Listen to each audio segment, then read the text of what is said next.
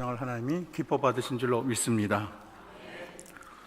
이 세상 모든 사람은 평안을 원합니다.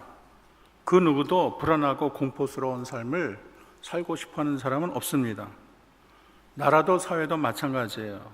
평안과 안정과 발전을 원하지, 불안하면 좋겠다, 낙심하면 좋겠다, 두려움에 떨면 좋겠다, 이런 나라, 이런 사회는 없습니다. 근데 현실은 너무 다릅니다. 모두가 평화를 원하고 행복을 원하지만 이곳저곳에서 참 불행하고 슬픈 소식이 들려오고 웃음보다는 눈물이 많고 기쁨의 노래보다는 한숨이 많을 때가 있습니다. 정말 세상에는 슬퍼할 일이 너무 넘쳐나요. 이 세상에 문제 없는 사람은 없어요. 다 겉으로는 훌륭하고 아무 걱정 없어 보이지만은 참 그 안을 들어가면 모든 사람 눈에는 눈물이 있는 것입니다. 부자라고 해도 문제가 많고 대통령이라고 해도 문제가 많아요. 참 대통령 되려고 열심히 평생 달리는데 참 대통령 하고 나면 이 나라의 전체 문제를 머리에 쥐고 얼마나 걱정, 근심이 많은지 몰라요. 밤을 지샐 때가 많을 것입니다. 이 세상의 최고 명예와 인기를 누려도 참 만족이 없어요. 우리는 문제의 바닷속을 헤매고 있는 것입니다. 오늘 예수님은 이제 내가 너희를 떠나겠다 이 말을 하셨는데 이 제자들이 마음이 불안하고 편치가 않습니다. 그래서 예수님이 제자들을 위로하고 있어요. 그런데 오늘은 더 강력한 위로의 말씀을 주십니다. 오늘 27절 말씀인데 평안을 너희에게 끼치노니 곧 나의 평안을 너희에게 주노라. 참 이 말씀이 얼마나 좋습니까? 우리가 힘들고 어려울 때 이 말씀을 읽으면 힘이 나고 참 주님의 품이 따스하고 그 안에서 위로를 받고 싶습니다. 내가 너희에게 주는 것은 세상이 주는 것과 같지 아니하니라. 너희는 마음에 근심하지도 말고 두려워하지도 말라. 이 평안은 그리스 말로는 이제 에이레네고 히브리어는 샬롬인데 이거는 히브리어 샬롬을 70인역에서는 에이렌으로 번역을 했습니다. 이것은 불안이나 갈등이 없는 완전한 정의가 이루어지는 그런 상태를 말하고 있습니다. 샬롬은 굉장히 큰 축복이에요. 이 샬롬으로 인사를 하잖아요. 이 샬롬으로 인사하는 나라가 많지 않은데 우리나라도 안녕하십니까? 이 샬롬을 묻고 있어요. 사도 바울도 교회에서 편지를 쓸 때마다 하나님의 은혜와 평강이 있기를 원한다. 그렇게 종종 편지에 이런 인사를 했습니다. 근데 이 바울뿐만 아니라 예수님도 샬롬의 인사를 했어요. 요한복음 20장 19절에서 22절을 보면 이날 곧 안식 후 첫날 저녁 때에 제자들이 유대인을 두려워하여 모인 곳에 문을 닫았더니 예수께서 오사 가운데 서서 이르시되 따라합시다. 너희에게 평강이 있을지어다. 너희에게 평강이 있을지어다. 이게 예수님이 아주 즐겨 말씀하시는 인사인 것입니다. 여러분, 예수님은 이 세상에 평강을 주시러 오신 분이세요. 이 세상에 원래 평강이 없었거든요. 이 세상은 슬픔과 눈물로 가득하고 하나님과 원수됐어요. 에베소 2장 14절 18절 보면 세 번역에 보면 이렇게 되어 있습니다. 그는 우리의 화평이신지라 둘로 하나를 만드사 원수된 것 곧 중간에 막힌 담을 자기의 육체로 하시고 법조문으로 된 계명의 율법을 폐하셨으니 이는 이 둘로 자기 안에 한 세 사람을 지어 화평하게 하시고 또 십자가로 이 둘을 한 몸으로 하나님과 화목하게 하려 하심이라.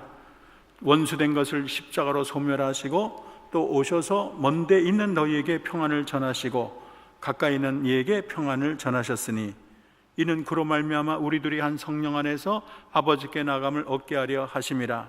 그는 우리의 화평이신지라 둘로 하나를 만드사 원수된 것 중간에 막힌 담을 자기 육체로 하시고 법조문으로 된 계명의 율법을 폐하셨으니 이는 이 둘로 자기 안에 한 세 사람을 지어 화평하게 하시고 십자가로 이 둘을 한 몸으로 하나님께 화목하게 하려 하심이라. 원수된 것을 십자가로 소멸하시고 이렇게 말을 했어요. 우리 예수님은 이 세상이 하나님으로부터 원수가 됐잖아요. 하나님 곁을 떠나고 죄악을 더 가까이 했잖아요. 그래서 하나님과 인간 사이의 죄담이 너무 높아졌어요. 인간의 운명은 비참해졌습니다. 소망이 없어요. 하나님의 진노를 받아 마땅한 그런 불쌍한 존재가 됐습니다. 근데 하나님이 이거를 그냥 보시지 못하고 우리 하나님이 저들에게 먼저 손을 내밀었어요. 그리고 자신의 아들을 평강의 왕으로, 평강의 사자로 이 땅에 보내셨는데, 이 평강을 이루시는 방법이 그냥 이룬 것이 아니고 자기 자신을 십자가에 내어 주심으로, 십자가에 못 박혀 주심으로 이 죄악의 담을 허시고 하나님과 인간 사이에 진정한 평강을 이룬 것입니다. 우리 하나님이 예수님이 이 땅에 오셔서 평생을 평강을 위해 일했다는 사실, 우리는 잊어서는 안 될 줄로 믿습니다. 평화의 왕으로 오신 주님은 제자들을 향하여 나의 평안을 너희에게 주노라, 그렇게 말을 했어요. 근데 저기 참 의미 있는 말을 했는데, 내가 너희에게 주는 것은 세상이 주는 것과 같이 아니하다, 그렇게 말씀했습니다. 여러분, 세상이 주는 평안과 우리 주님이 주는 평안은 근본이 달라요. 먼저 세상이 주는 평안은 너무 피상적인 평안입니다. 잠깐 일시적인 평안이지요. 그러나 주님이 주시는 평안은 근본적인 평안이고 영원한 평강이라고 말할 수가 있어요. 여러분, 세상이 주는 평안은 파이프가 새게 되면 땜질, 잠깐 땜질한 거예요. 근데 언제 터질지 몰라요. 근데 우리 주님이 치유하는 것은 영원히 녹슬지 않은 관으로 새로 쫙 이어주는 거예요. 우리 주님은 근본을 치료했기 때문에 그 평강이 계속 유지됩니다. 암에 걸린 사람이 얼마나 불안한가요? 근데 이 암의 이 고통을 덜기 위해서 진통제를 맞기도 하고, 요즘은 뭐 마약으로 된 패치를 이렇게 붙여요. 그러면 그 고통을 잊습니다. 그러면 잠시 평안을 얻지만 이 평안이 영원합니까? 또다시 지나면 고통에 빠져드는 거예요. 세상의 평안이 그래요. 그러나 우리 주님이 하는 것은 근본적으로 다릅니다. 우리 주님은 암세포 뿌리까지 다 뽑아내시는 수술을 하셨기 때문에 더 이상 아픔이나 고통이 없는 것입니다. 이 세상의 이 평안은, 저는 저희 작은아버지가 옛날에 전방에서 박제를 했는데 이런 얘기를 하세요. 꿩은 잡으려고 그러면 자기 머리를 날개 속에 이렇게 집어넣는데, 그 사냥꾼이 무서워가지고 그냥 자기 머리를 날개 속에 이렇게 집어넣어서 그 고통을 잊어버린대. 아니, 그런다고 진짜 평안을 얻을 수가 있습니까? 세상의 평안을 누리는 것은 이렇게 피상적이에요. 일시적이에요. 진정한 평안이 될 수가 없습니다. 사람들은 가지고 싶은 거 다 가지고 자기 하고 싶은 거 다 하게 되면 참 좋을 것이다, 행복할 것이다. 근데 절대 그렇지가 않아요. 솔로몬을 보면 솔로몬처럼 많이 가진 자가 어디 있습니까? 금은 보화로 넘쳐나는 그런 왕이에요. 여자가 1000명이 넘어요. 그런데도 그 마음에는 평안이 없어요. 기쁨이 없어요. 근심이 많아요. 그러면서 헛되고 했더니 모든 것이 헛되도다. 아주 최고의 명언을 남겼어요. 그래서 이 세상의 부귀 영화를 평생 추구하는 자들에게 그 본질이 무엇인가를 정확하게 설명하고 있는 것입니다. 제가 아는 장로님이 한 분 계신데, 이 장로님이 이런 고백을 해요. 참 옛날에 재벌 자녀들과 그런 아주 잘 사는 자들과 많이 그냥 그런 세계를 누렸다는 거예요. 그들이 누릴 수 있는 모든 것을 다 누려봤는데, 이번에 이제 마음을 돌이키고 하나님 앞에 돌아와 장로까지 됐어요. 근데 얘기하는데, 목사님, 내가 그들 삶 다 누려봤는데요, 목사님 한마디만 하겠습니다. 다 꽝입니다. 따라합시다. 다 꽝입니다. 저 그 말이 얼마나 좋은지 몰라요. 다 누려보고 그들 삶을 다 자기가 해봤는데 하나 부러울 게 없어요. 다 꽝입니다. 그래서 제가 닭광을 먹을 때마다 그 생각이 나는 거예요. 닭광이다, 그게 생각이 나는 거예요. 세상 사람 그것도 모르고 그게 단 줄 알고 목매서 그러는데, 여러분, 우리나라에서 최고 부자가 지금 오늘 내일 하지 않습니까? 아무리 모든 것을 가지고 누려도 우리가 그것을 영원히 붙잡을 수가 없어요. 세상의 모든 것은 우리에게 참 평안을 줄 수가 없습니다. 그러나 예수님의 주는 평안은 그렇지 않습니다. 여러분, 예수님이 누가복음 12장에 한 부자 얘기를 했는데, 부자가 아주 이제는 농사 땅도 많아서 크게 졌어요. 그래서 곡간을 크게 만들었습니다. 너무 기분이 좋아서 자기 영혼에게 여러 물건을 많이 쌓아놨으니 이제 즐기고 이제 잔치를 벌이고 매일 먹고 마시자 그랬어요. 근데 그 광경을 누가 봤냐면 하나님이 봤어요. 하나님이 이렇게 위에서 보시고 하시는 말이, 어리석은 자야, 오늘 밤에 내가 내 영혼을 찾으리니 그러면 내가 준비한 것이 누구의 것이 되겠느냐, 그렇게 말을 했어요. 그래서 우리 하나님께서는 이 세상에 하나님 없는 영광, 하나님 없는 부귀영화, 이 모든 것이 허무하다는 것을 만민들에게 설명해 주셨습니다. 많은 사람은 돈과 성공이라는 황금 박스를 향해서 평생 질주를 해요. 저거를 잡으면 행복할 텐데, 저거를 잡으면 기쁠 텐데. 근데 그 박스를 열게 되면 아무것도 없어요. 텅 비었어요. 옛날 TV를 봤더니 주병진이 나와가지고, 주병진이가 좋은 집에 살더라고요. 그랬더니 그 주병진을 좋아하는 그런 사람들이 모여가지고 막 부러워하는 거예요. 좋겠습니다, 이런 집에 사니까 얼마나 좋습니까? 그랬더니 주병진이 의미 있는 얘기를 한마디 하더라고요. 이거는 다 내 껍데기야, 이거는 내가 아니야. 그런 말을 하는데 참 그 말이 와닿았어요. 우리가 이 세상의 모든 것이 다라고 생각하는 착각을 하지만, 결국 모든 것을 다 가져도 안개와 같고 날아다니는 화살 같고 잠시 꿈꾸는 일시적인 꿈에 지나지 않는다는 것을, 깰 때가 있다는 것을 우리는 이 모든 교훈을 통해서 깨닫게 되는 것입니다. 누가복음 12장 21절, 자기를 위하여 재물을 쌓아두고 하나님께 대하여 부여하지 못한 자가 이와 같으니라, 예수님이 말씀했어요. 누가복음 2장 15절, 삼가 모든 탐심을 물리치라, 사람의 생명이 그 소유에 넉넉한 데 있지 아니하니라. 그러므로 이 세상에 주는 평안이 다라고 생각하고 거기에 올인하다가는 결국에는 허망함을 느끼게 되는 것입니다. 그러나 우리가 주님의 평안을 따른다면 주님의 평안은 하늘의 평안을 주시고, 이 땅에서 우리가 누리는 주님의 평안은 영원한 나라까지 이어질 줄로 믿습니다. 세상에 주는 물은 마시면 또 말하지만 목마르지만, 우리 주님이 주시는 평강의 물은 영원히 목마르지 않고 그 영혼을 시원하게 할 것입니다. 이런 얘기가 있어요. 초대교회 로마 핍박이 극에 달했을 때 신앙을 잘 지키던 그리스도인이 감옥에 갔습니다. 내일이면 이제 로마 경기장에서 맹수의 밥이 되는 거예요. 그런데 그의 딸이 간청을 해서 찾아왔어요. 간신히 면회를 했어요. 딸이 떠나고 감옥의 문이 이제 닫히자 간수가 말하는 거예요. 측은하듯이, 안 됐군, 이제 자네는 영원히 자네의 딸을 볼 수 없겠군, 그렇게 말을 했어요. 그랬더니 이 크리스찬이 아주 담대하게 이렇게 말을 했습니다. 나는 당신이 더 불쌍하오.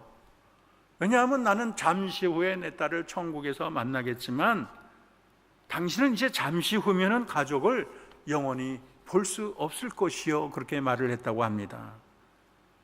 여러분, 로마서 8장 18절 말씀처럼 현재의 고난은 장차 우리에게 나타날 영광과 좋게 비교할 수 없는 줄로 믿습니다. 두 번째로, 세상이 주는 평안은 상황에 따라 달라져요. 그러나 우리 주님이 주는 평안은 영원히 변함이 없는 절대적인 평안입니다. 세상 주는 평안은 환경에 휘둘려요. 너무 출렁거려요.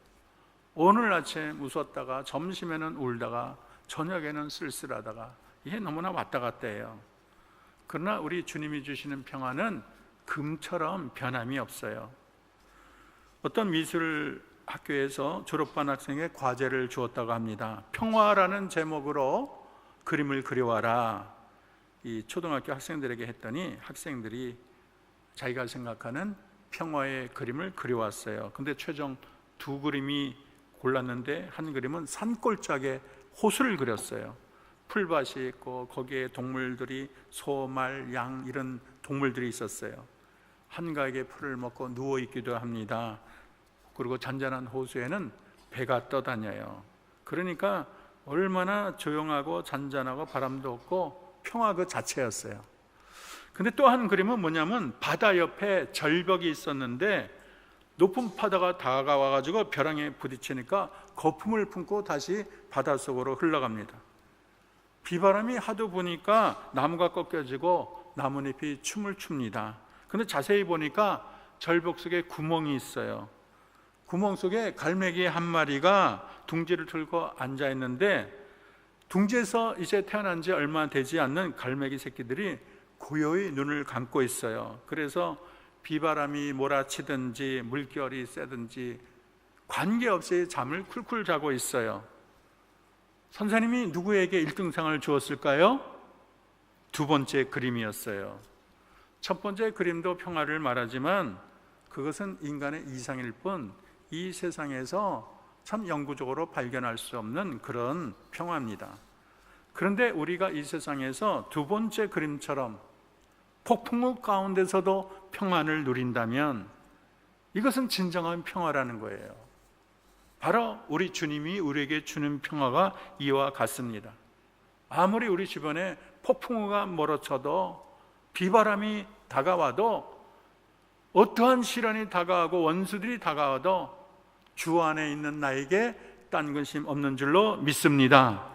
사도행전 18장 8, 9절 10절에 보면 이 고린도 사람들이 복음을 전하는 바울을 너무나 핍박해서 진절머리가 나고 당장 이곳을 떠나야겠다, 나 관둘래, 사표 낼래, 이제 떠날 거야.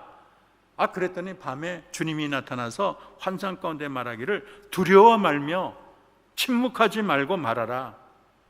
내가 너와 함께 있음에 어떤 사람도 너를 대적하여 해롭게 할 자 없을 것이니 이 성중에 내 백성이 많음이라, 그렇게 말을 했어요. 아무리 원수들이 사방에 있어도 하나님이 함께 하시는 그 누구도 사도 바울을 해롭게 할 자가 없다는 거예요. 바로 크리스찬이 이와 같습니다.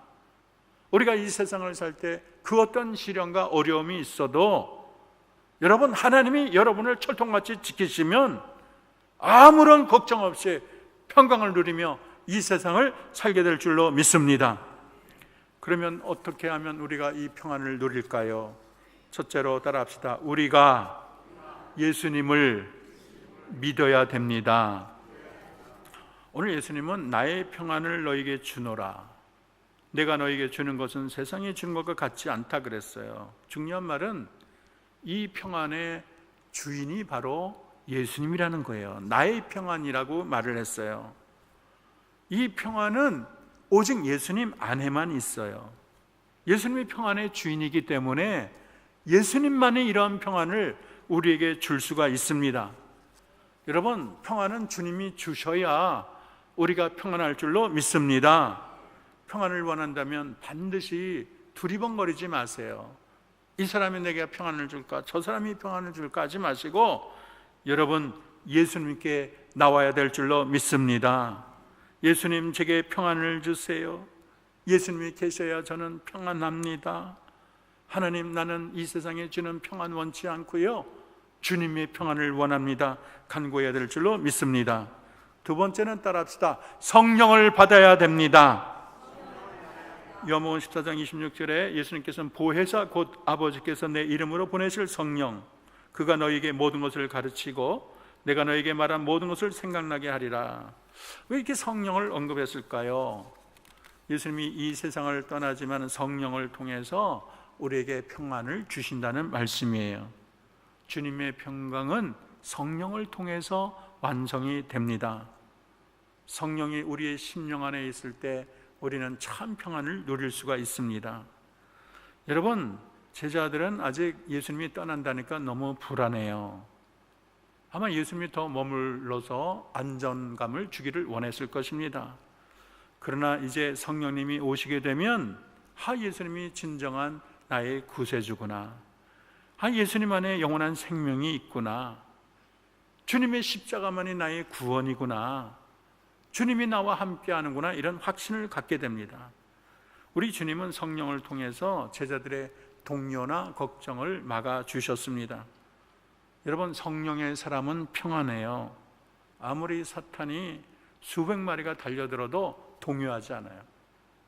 어떤 분은 영안에 열렸는데 뭐 얼마나 악한 마귀가 달려든지 몰라. 근데 하나도 겁먹지 않고 사탄아 물러가라 말하면 다 도망가는 거예요. 다 종이 호랑이야.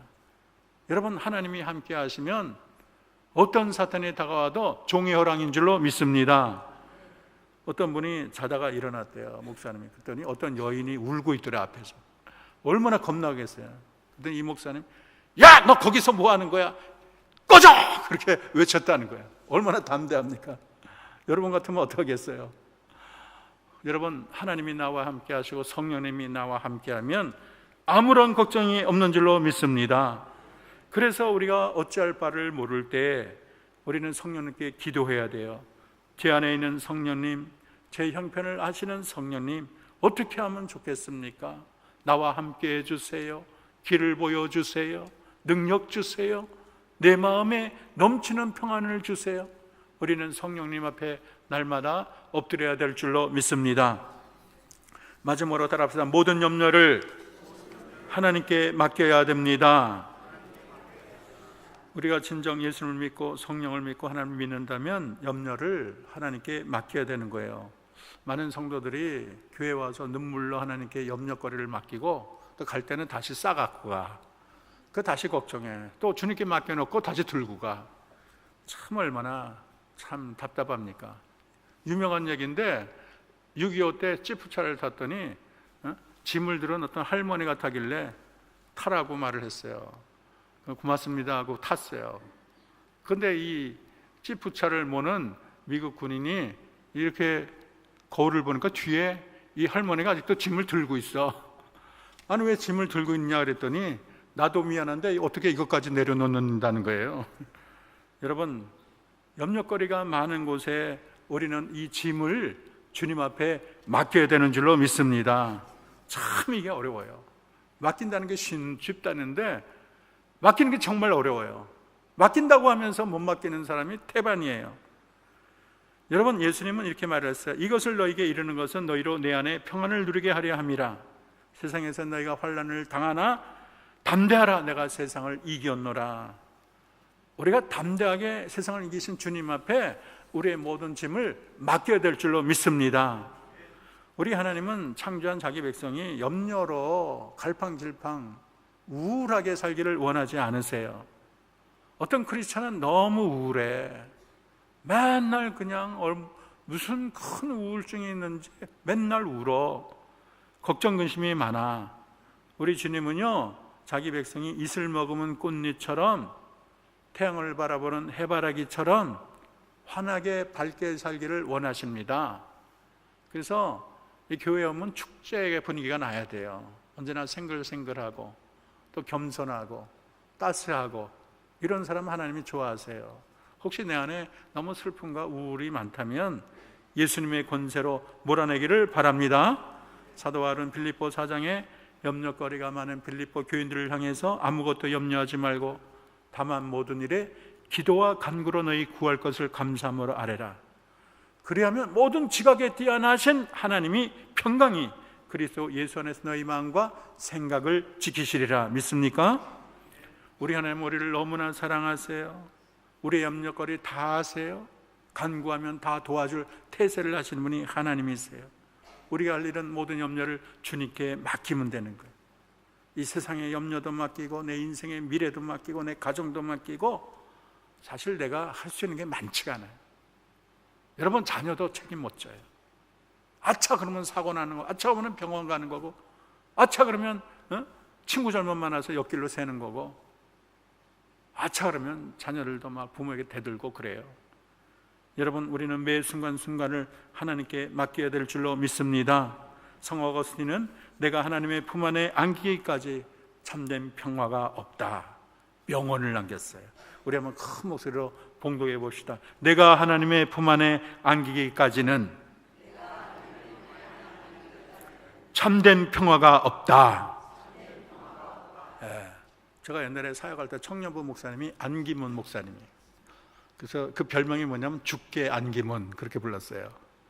여러분, 우리 모두가 죽게 안기기를 원합니다. 한평생을 하나님을 신뢰하며 신앙의 위대한 발자취를 남겼던 조지 밀러는 염려의 시작은 신앙의 끝이다. 신앙의 시작은 염려의 끝이다. 그렇게 말을 했어요. 우리가 해야 될 일은 염려가 아니고 하나님께, 예수님께, 성령님께 기도해야 될 줄로 믿습니다. 염려의 자리에서 기도의 자리로 옮겨가야 될 줄로 믿습니다. 마르틴 루터는 하루 종일 하나님의 뜻을 이루기 위해서 세상과 싸우다가 하여간 녹초가 됐어요. 너무나 마음이 힘들었어요. 자기 힘으로는 견딜 수가 없어. 그러다가 이런 생각이 떠올랐어요. 기도를 했는데, 하나님, 이 세상이 제 것입니까? 아니면 하나님 것입니까? 이 교회가 제 것입니까? 아니면 하나님 것입니까? 하나님의 세상이요, 하나님의 교회라면 하나님이 친히 돌보십시오. 저는 잠을 자러 가겠습니다. 그렇게 말을 했어요. 얼마나 멋진 신앙이고 담대한 신앙입니까? 우리에게도 이런 배짱이 있어야 될 줄로 믿습니다. 이 자리에는 여러분의 깊은 속을 제가 어떻게 알겠어요? 여러분의 마음속에, 삶 속에 수많은 걱정거리가 오늘도 파도처럼 밀려오는 이가 있습니까? 자리에 앉기만 하면 이 생각 저 생각으로 불안한 자가 있습니까? 평강을 어디에 찾을까 동분서주하는 분이 있나요? 밤에 홀로 있으면 눈물이 앞을 가려서 마음에 그 쓸쓸함을 쓸어내리는 자가 있습니까? 여러분, 참된 평안은 오직 주님께 있는 줄로 믿습니다. 우리 주님이 평강의 선물을 들고 여러분을 기다리고 계십니다. 여러분을 향하여 나의 평강을 주노라 말씀하는 줄로 믿습니다. 우리 모두 근심, 걱정, 불안, 이 모든 것이 온 세상을 휩쓰는 세상에서 오직 예수님을 믿음으로, 성령님을 받음으로, 모든 염려를 하나님께 맡김으로 주님 주시는 참 평안을 누리는 저와 여러분 되기를 진정으로 기도합니다. 기도합시다. 하나님, 감사합니다. 이 세상이 만만치 않습니다. 나는 약하고 세상은 험합니다. 아버지의 근심거리, 염려거리가 태산과 같습니다. 그러나 오늘 주님께서 평안을 너에게 끼치노니 나의 평안을 너에게 주노라 하셨사오니 우리가 주님을 믿고 또 믿습니다. 성령님을 의지하고 또 의지합니다. 나의 염려, 모든 걱정을 주님께 맡깁니다. 하나님이여, 내 모든 걱정, 근심을 가져가 주시고 주님 안에 있는 평안을 내 심령 속에 쏟아부어 주시옵소서. 예수님의 이름으로 기도합니다.